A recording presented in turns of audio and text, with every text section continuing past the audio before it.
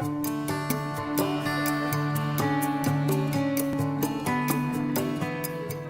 Janice Goldwater. I'm the founder and executive director of Adoptions Together. I founded Adoptions Together in 1990, and what we do here at Adoptions Together is find parents for children and keep families strong. My vision when I started Adoptions Together was to ensure that every child in our community who was in need of a family had the opportunity to grow up in one, and that families had the tools to manage the needs that their children present. When I started Adoptions Together, I had 3 children and had always dreamed about adopting, but didn't imagine that it would ever happen due to the complexity of both my life and my husband's lives. When our oldest was getting ready to graduate from high school, we realized that we had some space, that we were good parents, we had a very loving family, and that we had some space for our 4th child. So in 2001, our youngest child joined our family through adoption. She was 10 at the time, and the gift that she has brought to my life is just immeasurable. I feel like the luckiest person in the world to have had the opportunity to be her mom. And I don't think I would have had that opportunity had I not been invested and involved in this work. My mom, I've always been attached to her, like the moment I came. And I think it's because growing up without a mom, it made it easier to have a mom figure and know exactly what she's going to be like, and that's my mom, Janice.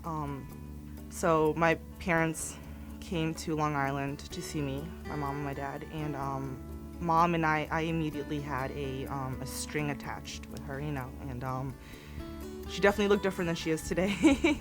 Beautiful still, and she had this kindness in her eyes, and she had this, you can tell she was understanding of no matter what the situation was. She didn't know me, but looked like she knew me, and she's known me for a long time. When I turned 40, I said if I wasn't remarried again and didn't have kids, I would adopt. The adoption process, a social worker told me that if I wanted a healthy baby, and if I preferred to have an African American child, she suggested that I go through BBAF, or Building Black Adopted Families, through the Adoptions Together program. I did.